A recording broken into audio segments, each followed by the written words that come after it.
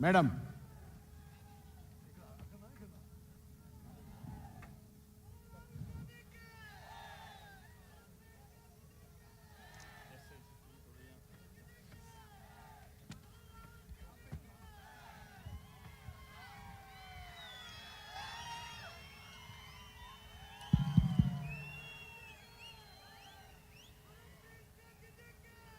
You'll translate from there.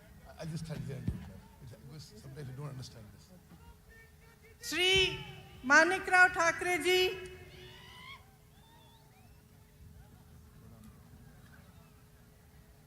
Actually Shri Rahul Gandhi ji, Shri Manikrao Thackeray ji, Shri Revanth Reddy ji, Shri Bhatti Vikramarka ji, Shri Uttam Reddy ji, Shri तक्का जी, श्री जन्ना रेड्डी जी, श्री पूनम प्रभाकर जी, श्री अजहरुद्दीन जी, कोमटी रेड्डी वेंकट रेड्डी जी, कोडम वेरिया जी, मधुयाक्षी गौड जी, श्री श्रीधर बाबू जी, श्री बलराम नायक जी, श्रीमती दीपा दास मुंशी जी और श्री जग्गा रेड्डी जी। मेरी प्यारी बहनों और भाइयों, आपका इस सभा में बहुत बहुत स्वागत। అక్కలు చెల్లెలు అన్నలు తమ్ముళ్ళు మీ అందరికీ స్వాగతం, మీ అందరికీ నమస్కారం. आज जैसे हम यहाँ उतरे तो हम रामप्पा मंदिर पे गए और मैं आपको दिल से बताना चाहती हूँ कि इतना सुंदर मंदिर मैंने अपने जीवन में नहीं देखा है। ఇక్కడ మేము రాగానే రామప్ప మందిరం పోయినాం. చాలా అద్భుతమైన చాలా సుందరమైన మందిరం అని చెప్పి నేను మనవి చేస్తున్నాను. ये धरती एक पवित्र धरती है। यहाँ के शहीदों ने तेलंगाना के लिए बड़े बड़े बलिदान दिए। ఇది చాలా పుణ్యభూమి. ఇక్కడ చాలా మంది తెలంగాణ రాష్ట్రం కోసం వారి జీవితాలు త్యాగం చేసుకున్నారు. न्याय प्रिय लोगों की धरती है। ఇక్కడున్న ప్రజలందరూ న్యాయం కోరుతున్నారు. वीरों की धरती है। ఇది వీరుల భూమి. ఇది वीर श्रीकांताचार्य जी को मेरा नमन। శ్రీకాంతాచారిని నేను తెలంగాణ అమరవీరుని ఈరోజు తలుచుకుంటున్నాను. इन सब योद्धाओं ने आपके लिए एक बहुत बड़ा सपना देखा था। మీరందరూ కూడా ఒక పెద్ద తెలంగాణ అనే ఒక పెద్ద స్వప్నం చూసిండ్రు. ये सपना विकास का सपना था, रोजगार का सपना था और सामाजिक न्याय का सपना था। ఈ స్వప్నం, ఈ కళ ప్రగతి గురించి, ఉద్యోగాల గురించి, సామాజిక న్యాయం గురించి మీ స్వప్నం ఉండింది. आपने इस सपने पे भरोसा किया। आपने भरोसा किया पिछले चुनाव में कि बीआरएस आपका सपना साकार करेगी और आपको अपने प्रदेश में रोजगार मिलेंगे, एक मजबूत भविष्य मिलेगा और एक सामाजिक समानता मिलेगी जिससे आप सबका विकास इकट्ठे हो पाए। మీ కలలు నిజమైతే అనుకొని సామాజిక న్యాయం జరుగుతుందని చెప్పి మీరందరూ గతంలో బీఆర్ఎస్ పార్టీని ఎన్నికల్లో నమ్మారు. आपकी उम्मीद थी कि किसानों को मजबूत बनाया जाएगा, आत्महत्याएं बंद होंगी, कि आपके जो बच्चे हैं उनका भविष्य अच्छा होगा और नौकरी करके आप अपने परिवार को मजबूत बना पाएंगे। మీ నమ్మకం, మీ విశ్వాసం ఏముండనంటే రైతుల జీవితాల్లో వెలుగు నిండుతాయి, పిల్లలకు ఉద్యోగాలు వస్తాయి, మీకు బంగారు భవిష్యత్తు వస్తుందని చెప్పి మీరు అనుకున్నారు. అందుకోసం గతంలో బీఆర్ఎస్ పార్టీకి మద్దతు పలికినరు. एक आशा थी कि बाबा साहेब अम्बेडकर जी, महात्मा फूले जी, कोमराम भीम जी जैसे महापुरुषों का जो सामाजिक न्याय का सपना था वो पूरी तरह से साकार होगा। మీరు అనుకున్నారు అంబేద్కరు, ఫూలే, కొమరం భీం వారి సామాజిక న్యాయం తెలంగాణలో పూర్తి అవుతుందని చెప్పి మీరు ఆశించిండ్రు. कांग्रेस पार्टी ने ये सपना समझा क्योंकि कांग्रेस पार्टी खुद एक आंदोलन से निकली थी। కాంగ్రెస్ పార్టీ మీ కళ గురించి అర్థం చేసుకున్నది కాంగ్రెస్ పార్టీ కూడా ఆందోళన ద్వారానే పుట్టిందని చెప్పి నేను మనవి చేస్తున్నాను. कांग्रेस पार्टी का ये असूल है कि सामाजिक न्याय होना चाहिए, कि सब इकट्ठे आगे बढ़े, और इसी असूल पर स्वतंत्रता संग्राम लड़ा गया. इसीलिए कांग्रेस पार्टी ने जब देखा कि आपका ये सपना था और आप इस सपने के लिए संघर्ष कर रहे थे, इसमें अपनी पूरी शक्ति डाल रहे थे, और इतने सारे लोग इस सपने के लिए बलिदान देने के लिए तैयार थे, तो कांग्रेस पार्टी ने इस सपने को समझकर तेलंगाना प्रदेश बनाने का निर्णय लिया. కాంగ్రెస్ పార్టీ స్వాతంత్రం నుంచి కూడా దేశం ప్రజల యొక్క ఆకాంక్షలు గుర్తించింది. కాంగ్రెస్ పార్టీ సామాజిక న్యాయం మీద నమ్ముతుంది. కాంగ్రెస్ పార్టీ ప్రజల ఆకాంక్షలు నెరవేరుస్తుంది. మీ అందరి ఆకాంక్షలు కోరికలు నెరవేర్చడానికే కాంగ్రెస్ పార్టీ ప్రత్యేక తెలంగాణ రాష్ట్రం ఏర్పాటు చేసిందని చెప్పి మనం చేస్తున్నాను. उस समय मेरी माताजी सोनिया जी कांग्रेस की अध्यक्ष थी, और इस निर्णय को लेने में एक राजनीतिक वीरता भी थी, क्योंकि वो जानती थी कि इस निर्णय को लेने से हो सकता है कि कांग्रेस की जो राजनीतिक जो यहाँ पे जो उसका स्तर है, हो सकता है कि कांग्रेस उस चुनाव को हारे जो अगला चुनाव है. మా అమ్మ సోనియా గాంధీ గారు తెలంగాణ రాష్ట్రం ఇవ్వడానికి నిర్ణయం తీసుకున్నప్పుడు కొంత రాజకీయ మూల్యం చెల్లించాల్సి వస్తుందని చెప్పి తెలిసి కూడా తెలంగాణ రాష్ట్రం ఏర్పాటు చేసిన విషయం మీకు గుర్తు చేస్తున్నాను. आजकल ज्यादातर पार्टी के नेता वही निर्णय लेते हैं जिससे उनका राजनीतिक स्वार्थ साधा जाता है, लेकिन सोनिया जी ने जब ये निर्णय लिया तो ये निर्णय आपके लिए लिया. उन्होंने ये कहा कि चाहे मेरी पार्टी तेलंगाना में न भी जीते, न भी सरकार बना पाए, तब भी ये तेलंगाना के लोगों का की ये चाहत है, कि सपना है, और इसे साकार करने के लिए उन्होंने आपकी भलाई के लिए और आपके पक्ष में ये निर्णय लिया. తెలంగాణ రాష్ట్రం ఇస్తే మూల్యం చెల్లించాల్సి వస్తుందని తెలిసినా ఈ రోజుల్లో రాజకీయ నాయకులందరూ కూడా రాజకీయ లబ్ధి కోసమే నిర్ణయాలు తీసుకుంటున్నా. మా తల్లి గారు సోనియా గాంధీ గారు రాజకీయం నష్టపోయినా సరే తెలంగాణ ప్రజల ఆకాంక్ష కొరకు, తెలంగాణ ప్రజల త్యాగాలు గుర్తించి, తెలంగాణ ప్రజల కోరిక మేరకు తెలంగాణ రాష్ట్రం ఏర్పాటు చేసిన విషయం మీ అందరికీ మరోసారి మనవి చేస్తున్నాను. उनका सोच, कांग्रेस पार्टी की सोच एक छोटी सोच नहीं थी. उनका नजरिया आगे के लिए था, भविष्य के लिए था, आपकी मजबूती के लिए था. इसीलिए वो ये निर्णय ले पाई, और उन्हीं की तरह कांग्रेस पार्टी के जितने भी बड़े बड़े नेता रहे, चाहे जवाहरलाल नेहरू थे, चाहे इंदिरम्मा थी, चाहे उनके बाद मनमोहन सिंह जी थे, चाहे राहुल जी हैं, और तेलंगाना के तमाम नेता हैं, आगे की सोचते हैं और आपकी भलाई के लिए सोचते हैं. और इसी सोच के लिए, इसी सोच के जरिए आपके प्रदेश को मजबूत बताने की बात करते हैं. తాత్కాలిక ప్రయోజనాల కోసమో కొద్ది దూరం చూసి ప్రయోజనాల కోసమో సోనియా గాంధీ గారు తెలంగాణ ఇవ్వలేదు. దూరపు చూపుతో మీ భవిష్యత్తు కోసం, మీ పిల్లల భవిష్యత్తు కోసం, మీ ఆకాంక్ష మేరకు సోనియా గాంధీ గారు తెలంగాణ ఏర్పాటు చేశారు. ఏ విధంగానైతే జవహర్లాల్ నెహ్రూ గారు, ఇందిరాగాంధీ గారు, రాజీవ్ గాంధీ గారు, రాహుల్ గాంధీ గారు దూర చూపుతో దేశం మంచి కోసం, సమాజం మంచి కోసం, ప్రజల కోసం మంచి కోసం నిర్ణయాలు తీసుకుంటారో, ప్రజల ఆకాంక్ష కోసం తెలుసుకుంటారో, మా తల్లి సోనియా గాంధీ గారు కూడా తెలంగాణ రాష్ట్రం ఏర్పాటు నిర్ణయం తీసుకున్నారు. इस सोच का प्रमाण ये है कि उनके कार्यकाल में बड़ी बड़ी संस्थाएं बनी आपकी भलाई के लिए, चाहे IIT, IIM, एम्स, ऐसी संस्थाएं बनी, आपका विकास हुआ, तो आप आगे बढ़ पाए.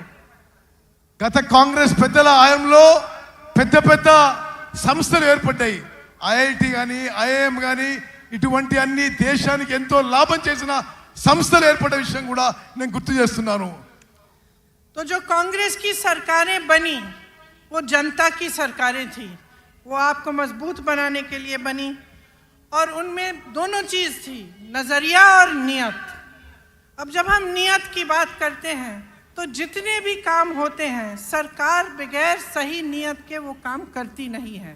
अगर सरकार की नियत ये हो कि आपको लूटना है और सिर्फ सत्ता में रहकर भ्रष्टाचार करना है तो वो भलाई के काम नहीं कर पाती। కాంగ్రెస్ ప్రభుత్వాలు నీతి నిజాయితీతో కట్టుబడి ఉంటాయని చెప్పి నేను మనవి చేస్తున్నాను. ఇప్పుడు మీరు చూస్తున్న ప్రభుత్వాలు అవినీతితో మోసపూరిత విధానం అవలంబిస్తున్న విషయం కూడా మీరు గమనించాలని చెప్పి మనవి చేస్తున్నాను. तो आज हम सब इस मंच पे खड़े हैं और आपके सामने खड़े होकर हमने ये बात कही है कि तेलंगाना के लिए कांग्रेस पार्टी ने एक रोड मैप, एक विजन बनाया है. ఈ రోజు మీ అందరికీ మనవి చేస్తున్న కాంగ్రెస్ పార్టీ తెలంగాణ రాష్ట్రానికి ఒక రోడ్ మ్యాప్, ఒక విజన్ తయారు చేసి ఈ రోజు మీ ముందుకు వస్తున్నానని చెప్పి నేను మనవి చేస్తున్నాను. आपके लिए गारंटी लाए हैं. गारंटी क्या है? गारंटी वो चीजें हैं जो हम आज आपको बताना चाहते हैं कि हम आपके लिए करेंगे. और जितने भी कांग्रेस के प्रदेश हैं जिनमें हमने ऐसे गारंटी सामने रखे उनमें हमने वो काम अभी से शुरू कर लिया है. మీ ముందుకి 6 గ్యారెంటీలు తీసుకొస్తున్నాం. గ్యారెంటీలు అంటే ఏంటిది? మేము ప్రభుత్వంలో రాగానే తెలంగాణ ప్రజలకు ఏమేం కార్యక్రమాలు చేయబోతున్నామో. మరో విషయం మీకు చెప్పాలి, ఏ రాష్ట్రంలో మేము అధికారంలో వచ్చినా మేము ఇచ్చిన హామీలు గ్యారెంటీలు అమలు చేసి చూపెట్టామని చెప్పి నేను మనం చేస్తున్నాను. मेरी बहनें यहाँ बैठी हैं, आप दिन रात मेहनत करती हैं, मैं जानती हूँ, और पूरे समाज का जो बोझ है आप अपने कंधों पर लेते हैं. बच्चों की परवरिश, घर की देखभाल, उसके साथ साथ बाहर जाके काम करना, खेती में मेहनत करना या कोई नौकरी हो तो वहाँ नौकरी करना, ये सब आप करती हैं. और आज आप कितनी महंगाई का सामना कर रही हैं, चाहे गैस का सिलेंडर हो, चाहे तेल हो, चाहे कुछ भी हो. जब आपको खरीदने जाना होता है तो आपको 10 बार सोचना पड़ता है कि हम ये खरीद पाएंगे, घर ला पाएंगे कि नहीं. कोई घर पे बीमार पड़ता है तो आपके दिल में ये बात आती है कि दवाइयाँ कैसे खरीदेंगे, उनका इलाज कैसे करवाएंगे. అక్కలు చెల్లెలు మీ జీవితాలు ఎంత కష్టంగా జరుగుతున్నాయో నాకు తెలుసు. మీరు పిల్లల్ని పెంచాలి, ఇంటి పని చూసుకోవాలి, వ్యవసాయం పని చూసుకోవాలి, ఎవరైనా బయట కూడా పని చేస్తుండొచ్చు. మీరు ఇన్ని పనులు చేస్తూ ఈ ధరల పెరుగుకి తట్టుకోలేకపోతున్నారు. గ్యాస్ సిలిండర్ ధరలు పెరుగుతున్నాయి, అన్ని ధరలు పెరుగుతున్నాయి. మీరు ఇంటికి ఏ సామాను కొనాలన్నా మీకు చాలా కష్టతరం అయిపోతుందని చెప్పి మేము గమనిస్తున్నాము. और ये सब मेहनत, ये संघर्ष, इन संकटों का सामना आप इसलिए करती हैं ताकि आपके बच्चे बड़े होकर अपना भविष्य बना पाएं. మీరు అంతా ఎందుకు కష్టపడుతున్నారు? మీ పిల్లలు పెద్దోళ్ళై ప్రయోజకులై మంచి భవిష్యత్తునాలని చెప్పి నా అక్కలు చెల్లెళ్ళు మీరు కష్టపడుతున్నారు. लेकिन यहाँ आज परिस्थिति ये है कि 40 लाख युवा बेरोजगार हैं.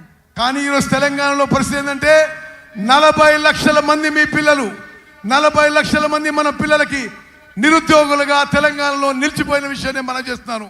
बीआरएस ने वादा किया था कि हर परिवार को एक नौकरी दिलवाई जाएगी. आज लाखों पद खाली हैं लेकिन नौकरियां नहीं दी गई हैं. బిఆర్ఎస్ పార్టీ ఇంటికో ఉద్యోగం చెప్పిండ్రు, ఇంటికో ఉద్యోగం.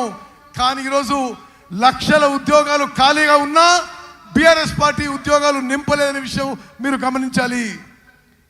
और स्थिति ये है कि भर्तियों में भी भ्रष्टाचार है. एक बच्ची ने आत्महत्या की और उस पर भी सवाल उठाया गया कि उसने एप्लीकेशन ही नहीं भरा था.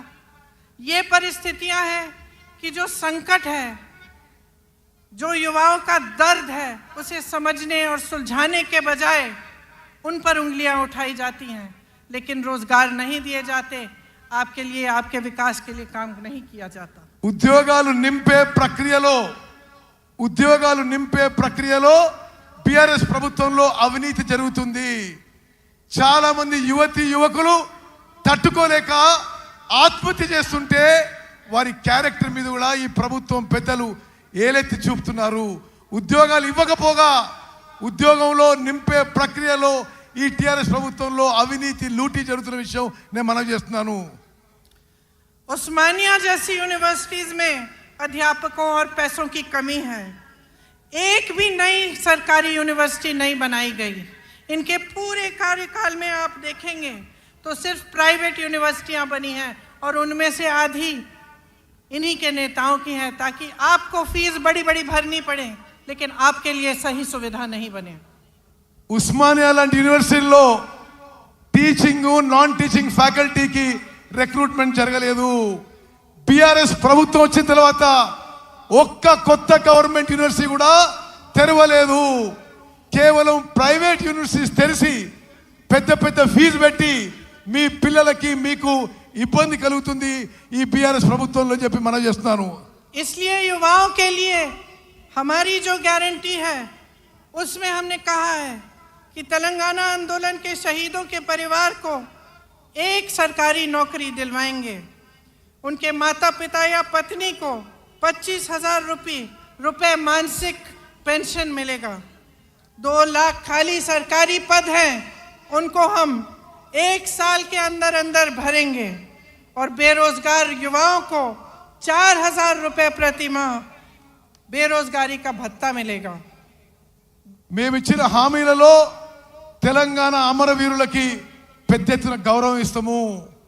తెలంగాణ నిరుద్యోగ యువతకి 4,000 రూపాయలు నిరుద్యోగ భృతి ఇస్తాము. తెలంగాణ నిరుద్యోగ యువతకి 5 లక్షల రూపాయలు ఇవ్వబోతున్నాము. తెలంగాణలో ఉన్న ఖాళీగా ఉన్న 2 లక్షల ఉద్యోగాలు 1 సంవత్సరంలో భర్తీ చేయబోతున్న విషయం నేను మనవి చేస్తున్నాను. गल्फ देशों में रोजगार की संभावनाओं को मजबूत करने के लिए स्पेशल गल्फ सेल बनाया जाएगा. Those who go to work in जो लोग गल्फ के देशों में काम करने के लिए जाएंगे उनके लिए एक स्पेशल गल्फ सेल बनाया जाएगा. గల్ఫ్ లో పోయి మీకు తెలుసు ఉత్తర తెలంగాణలో చాలా మంది దుబాయ్ లో గల్ఫ్ లో పనిచేస్తారు. వారి కుటుంబాలను ఆదుకోవడానికి కూడా రాబోయే కాంగ్రెస్ ప్రభుత్వం ప్రత్యేక చర్యలు తీసుకుంటుంది.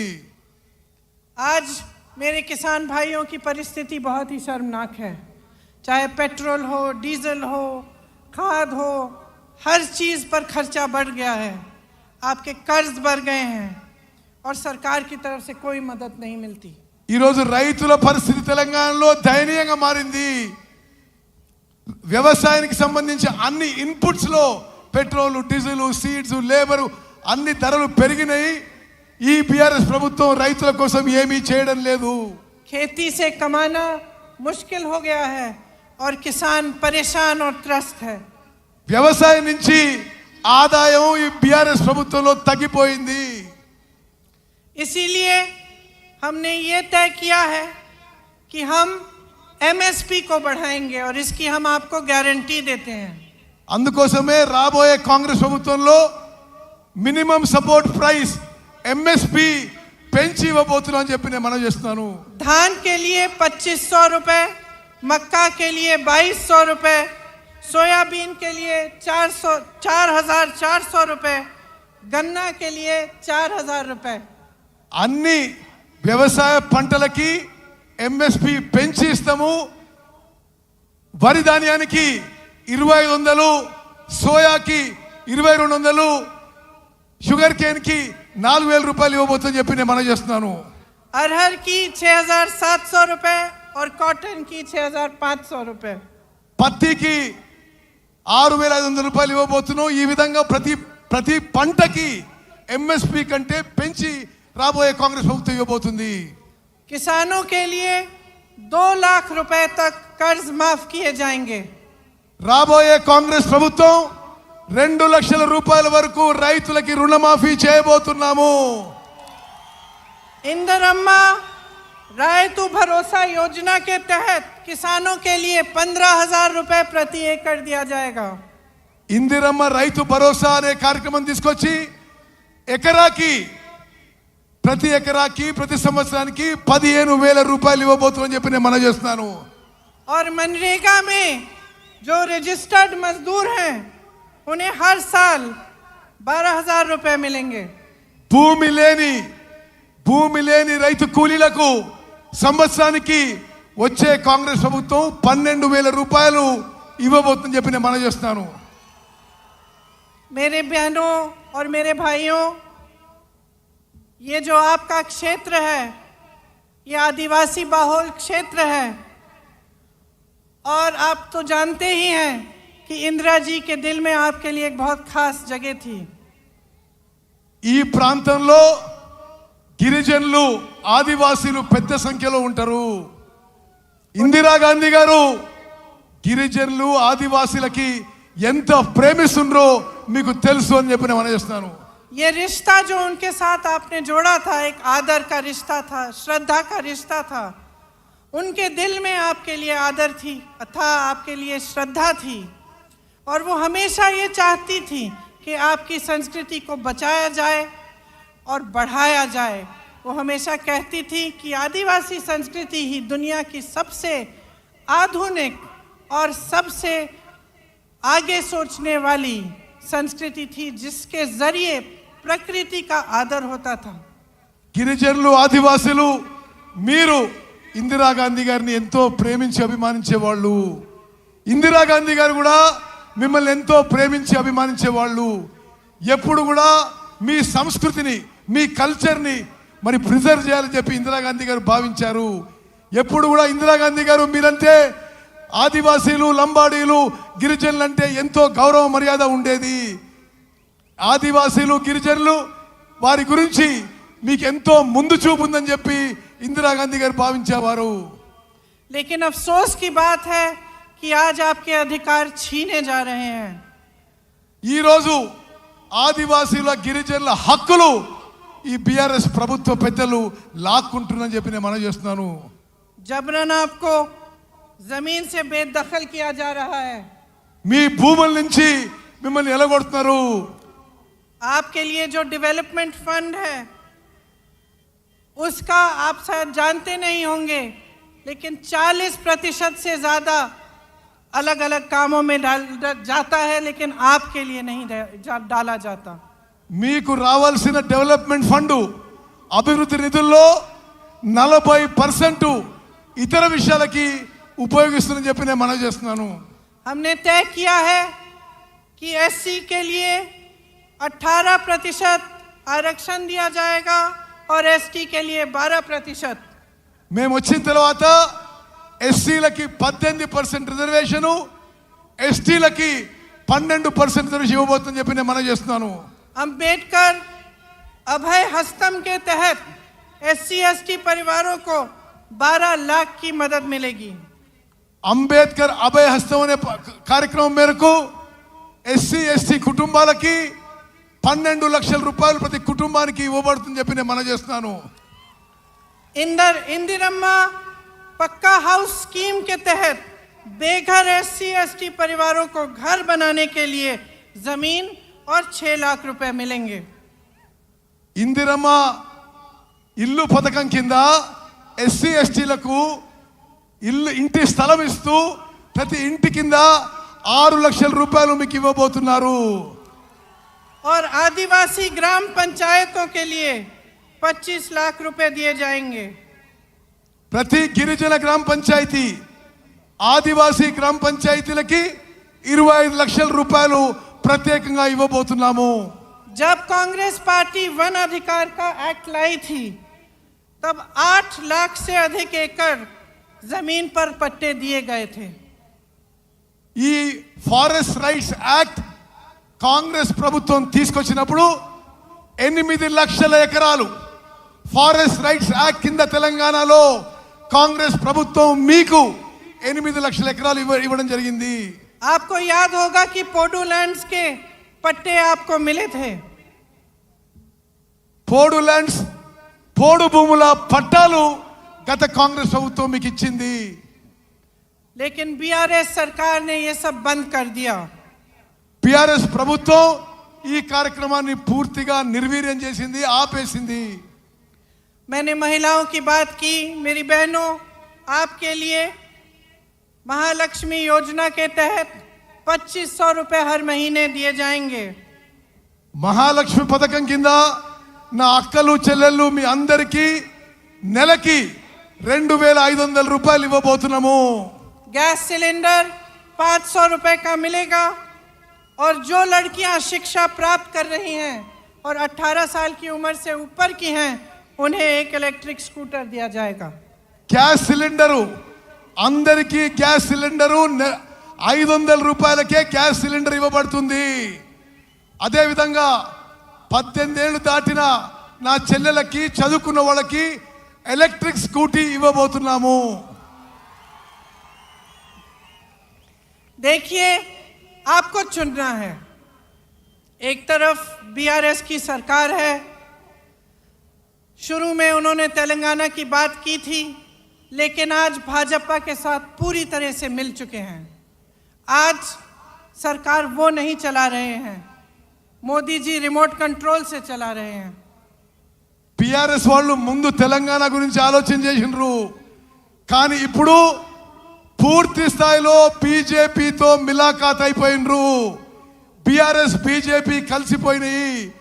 ప్రభుత్వం రిమోట్ కంట్రోల్తో నరేంద్ర మోదీ నడిపిస్తున్నాడు. Land mafia, sand mafia, mind mafia, wine mafia सबके साथ मिले हुए हैं. जिस तरफ आप देखो आपको भ्रष्टाचार ही भ्रष्टाचार दिख रहा है. जहां लूट सकते थे वहां से लूट रहे हैं. Sand mafia, land mafia, wines mafia, mines mafia అన్ని కలిసిపోయినాయి బీఆర్ఎస్ ప్రభుత్వంలో. ఎక్కడెక్కడి నుంచి లూటీ చేయాలో మిమ్మల్ని లూటీ చేస్తున్నారు బీఆర్ఎస్ పార్టీ వాళ్ళు. और सरकार का ध्यान महंगाई को मिटाने पर नहीं है, रोजगार बनाने को पर नहीं है, आपको मजबूत करने पर नहीं है. सरकार का ध्यान सिर्फ इन माफियाओं को बचाने में लगा हुआ है. ఈ ప్రభుత్వం యొక్క దృష్టి మీ పిల్లల ఉద్యోగాలు ఇవ్వడంలో కానీ మీ జీవితాలు మెరుగుపరచడంలో లేవు. ఈ మాఫియాలను రక్షించడానికే ఈ బీఆర్ఎస్ ప్రభుత్వం ఉందని చెప్పి నేను మనవి చేస్తున్నాను. रंगारेड्डी जिले में हजारों करोड़ों के जमीन पर घोटाला किया. भूदान की जमीन रिकॉर्ड से ही गायब कर दी.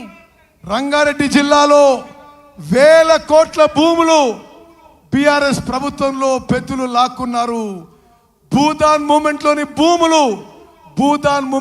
భూములు రికార్డ్ నుంచే తీసేసిండ్రు ఈ ప్రభుత్వం.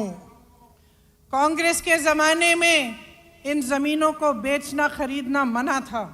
కాంగ్రెస్ అధికారంలో ఉన్నప్పుడు ఈ భూదాన్ భూములని అమ్మడం కానీ కొనడం కానీ నిషేధం ఉండింది. आज इन्होंने ये जमीनें भी लैंड माफिया और अपने करीबों को बेच दी है. వీళ్ళు ఇప్పుడు వచ్చిన వాళ్ళు బీఆర్ఎస్ వాళ్ళు ఈ భూములను కూడా ల్యాండ్ మాఫియాకి వాళ్ళ దగ్గర వాళ్ళకి ఇచ్చేసిండ్రు. आपको ये शब्द याद होंगे, बंगारू तेलंगाना याद है? ये शब्द, ये वादा आपको बीआरएस ने किया था कि तेलंगाना को स्वर्णिम जगह बनाएंगे. బీఆర్ఎస్ వాళ్ళు బంగారు తెలంగాణ చేస్తామని మీకు హామీ ఇచ్చి అష్యూరెన్స్ ఇచ్చి మోసం చేసిన విషయం గుర్తు చేస్తున్నా. लेकिन इन्होंने अपने लिए बड़े बड़े आलीशान महल बना दिए और आपके जो सपनों का महल था वो चूर चूर कर दिया. వీళ్ళు 100 కోట్ల లూటీలు చేసుకున్నారు, పెద్ద పెద్ద బంగ్లాలు కట్టినరు. మీ స్వప్నం కానీ మీ కల కానీ ధ్వంసం చేసింది బీఆర్ఎస్ పార్టీ, బీఆర్ఎస్ ప్రభుత్వం. आपका सपना था कि सामाजिक न्याय होगा. మీ స్వప్నం మీ కల సామాజిక న్యాయం కావాలని ఉండే. सामाजिक न्याय कौन सा? इनके 18 मंत्रियों में से 3 तो सीएम के ही परिवार के हैं और इनके पास 13 मंत्रालय हैं. ఇప్పుడు సామాజిక న్యాయం బీఆర్ఎస్ లో జరుగుతలేదు. 17 మంది మంత్రుల్లో 3 వీరు కుటుంబ సభ్యులే మంత్రులు. 18 మంత్రిత్వ శాఖలు వీళ్ళ కుటుంబం దగ్గరనే ఉన్నాయి. और बीसी की संख्या 50% से ऊपर है, लेकिन मंत्रालय में सिर्फ 3 मंत्री हैं. బీసీలు జనాభాలో 50% కంటే ఎక్కువ ఉన్నారు, కానీ వీళ్ళ మంత్రిత్వ శాఖలో ముగ్గురు మంత్రులు ఉన్నారు. 34% आरक्षण से घटाकर 23% कर दिया है. 27% నుంచి బీసీల రిజర్వేషన్ 23% కి తగ్గించిండ్రు. राहुल जी यहाँ बैठे हैं, सब जगह जाते हैं तो जातिगत जनगणना की बात करते हैं। बिहार में ये जनगणना की गई, पता चला कि ओबीसी, आदिवासी, शेड्यूल कास्ट के 84% लोग हैं। और आप सोचिए और अपने आप से पूछिए कि 84% लोग हैं बिहार प्रदेश में, लेकिन उनका प्रतिनिधित्व नहीं है। బీహార్లో ఏ విధంగా అయితే బీసీలో కాస్ట్ సెన్సస్ జరిగిందో దేశవ్యాప్తంగా కాస్ట్ సెన్సస్ జరగాలని చెప్పి రాహుల్ గాంధీ గారు దేశమంతటా పర్యటన చేస్తున్నారు. ఎస్సీ ఎస్టీ బీసీల సంఖ్య ఎక్కువ ఉన్నా తగిన స్థాయిలో వారికి న్యాయం జరగడం లేదని చెప్పి మేము మనవి చేస్తున్నాము. सच्चाई ये है कि हमारे पूरे देश की यही असलियत है। हम कहते हैं कि जातिगत जनगणना करिए और ये चुप हो जाते हैं। ये गिनती भी नहीं करना चाहते, ये गिनती भी नहीं करना चाहते कि कितने बीसी है, कितने एससी है, कितने एसटी हैं। इनको अपना हक देना छोड़िए, गिनती से डर रहे हैं। వీళ్ళు ఇప్పుడు ప్రభుత్వంలో ఉన్న వాళ్ళు కాంగ్రెస్ పార్టీ కోరుతుంది క్యాస్ట్ వైడ్ సెన్సస్ చేయాలని. నరేంద్ర మోదీ ప్రభుత్వం దీనికి నోరు మూసుకొని కూర్చుంది. వాళ్ళ హక్కులు ఇవ్వడం దూరంగా పెట్టండి, కనీసం క్యాస్ట్ వైడ్ సెన్సస్ చేయడానికి కూడా మోదీ ప్రభుత్వం ముందుకు రావడం లేదు. तो ये सामाजिक न्याय देंगे कैसे? లెక్కలే చేయనప్పుడు, కులపరంగా సెన్సస్ చేయనప్పుడు వీళ్ళు న్యాయం ఎట్లా చేస్తారు, సామాజిక న్యాయం ఎట్లా చేస్తారు? इनकी बातें खोखली हैं। चुनाव के समय बड़ी बड़ी बातें करते हैं, उसके बाद भूल जाते हैं, लूट में, भ्रष्टाचार में, इन्हीं चीजों में व्यस्त रहते हैं। వీళ్ళ మాటల్లో అర్థం లేదు, మోసపూరిత మాటలు. ఎలక్షన్స్ లో ఏదో మాటలు చెప్పి వాగ్దానాలు చేసి పూర్తిగా మర్చిపోతారు, జనాన్ని మోసం చేస్తున్నారు. मोदी जी ने कितने बड़े बड़े वादे किए थे। ट्राइबल यूनिवर्सिटी बनाएंगे, स्टील प्लांट लगवाएंगे, హార్టికల్చర్ యూనివర్సిటీ बनाएंगे, क्या बनाया? మోదీ గారు పెద్ద పెద్ద మాటలు మాట్లాడిండు. ట్రైబల్ యూనివర్సిటీ పెడతానడు, స్టీల్ ఫ్యాక్టరీ పెడతానడు, హార్టికల్చర్ యూనివర్సిటీ పెడతానడు. ఏది ఒక్క అంగుళం కూడా ముందుకు పోలేదు. जो बनाया वो सब अपने बड़े बड़े उद्योगपति दोस्तों को सौंप दिया। BHEL, BSNL, DMRL, HAL, railways की बात कर रहे हैं, कुछ नहीं छोड़ा। నరేంద్ర మోదీ గారు కాంగ్రెస్ పార్టీ నిర్మించిన సంస్థలని, పబ్లిక్ సెక్టర్లని, BHEL, HAL, రైల్వేస్ లో కొంత భాగం ప్రైవేట్ తన ఉద్యోగపతి దోస్తులకి, వ్యాపారవేత్తలకి ఈ దేశాన్ని అమ్మేస్తున్నాడు. 60 लाख करोड़ की कंपनियां 6 लाख करोड़ में बेच डाली। 7 లక్షల కోట్ల కంపెనీలు 6 లక్షల కోట్లు అమ్ము చేయబడుతున్నాయి. ना इन्होंने जो बनी हुई संस्थानें थी उनकी बचत, उनकी हिफाजत की, ना इन्होंने कुछ नया बनाया। सिर्फ नए नए वादे, नए नए बातें करते रहे। तो बहनों और भाइयों, मैंने बहुत लंबा बोल लिया है, लेकिन इस सब चीज़ों का, जितनी भी बातें मैंने की हैं, इनका एक ही सार है। आप समझदारी से अपना वोट दो, आप विवेक से अपना वोट दो और देखो कि आपके जीवन का क्या अनुभव है। आपके जीवन में तरक्की आई है कि नहीं? अगर नहीं आई है तो आप देखिए कि कांग्रेस के प्रदेशों के लोगों में तरक्की आई है कि नहीं। क्या कर रही है कांग्रेस? जहाँ जहाँ गारंटी दी है, क्या वो गारंटी पूरी कर रही है कि नहीं?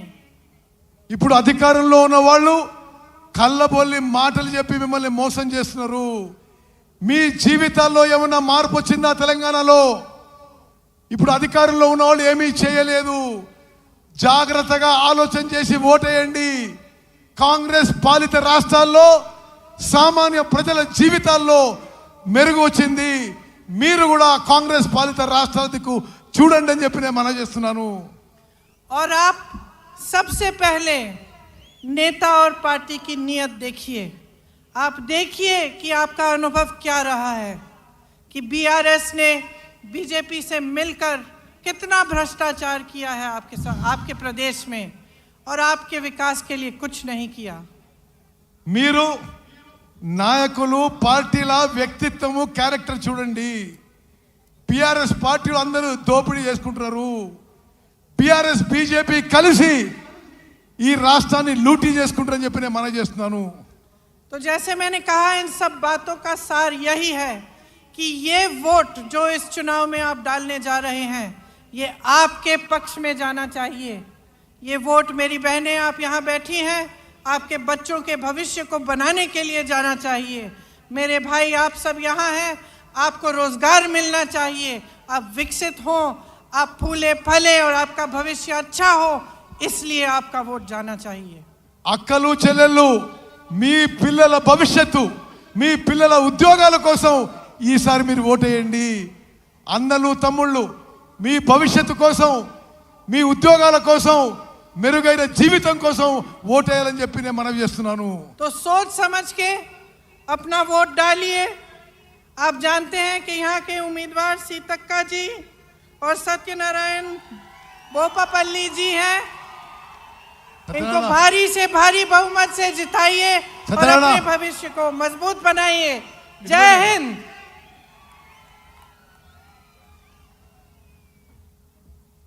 धन्यवाद मैडम. आपको तेलंगाना कांग्रेस के जरिए धन्यवाद करते हुए अभी अपना नेता राहुल गांधी जी को